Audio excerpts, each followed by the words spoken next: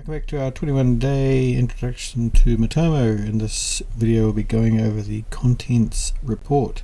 If you want to follow along, you can just visit demo.matomo.cloud and it's exactly the same data, so you can see exactly the same thing as what I'm doing.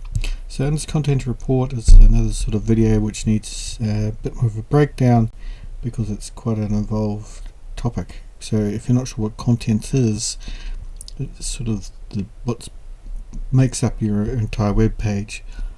So normally we just track the page and then the next page and the next page and actions, but what if we want to know which item on that particular page is actually appearing and is having any sort of interactions with it? So for example, on our demo website we have all these items for sale. So the content tracking, what it would do would be, if we were just to land here, it would say these three items the customer or the visitor looked at, but as we scroll up and these other elements or items appear, they would all get tracked as appearing on the page. So for example, we could track that the customer scrolled through the whole page and they interacted with this one the most, and then we can say, well, why is this one particularly appealing? So how do we apply the same sort of design or look to our other products so they get the same sort of interaction?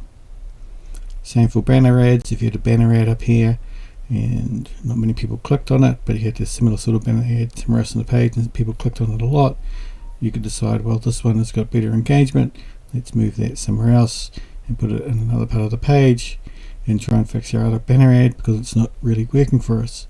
So all these particular items we can track individually, which really granulates the data for this particular page.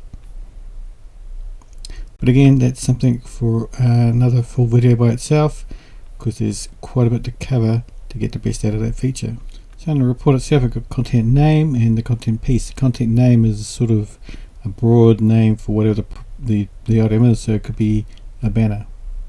And then the content piece you'd have in the actual what it is, so it's a banner for a particular part of the page or a particular item. You can see here the Aqua Dive Paradise content piece is getting sort of pretty close to the amount of impressions as the rest of the web page or the website, but the actual amount of clicks is pretty much dedicated to this preview diving center content name. So I don't want to drill down and see why that one's so popular. It might be right at the top of the middle of the page perhaps, and these ones are all sort of hidden away. But again, content tracking is another beast altogether, and we'll cover that in depth in another video. Next up, we've got engagement.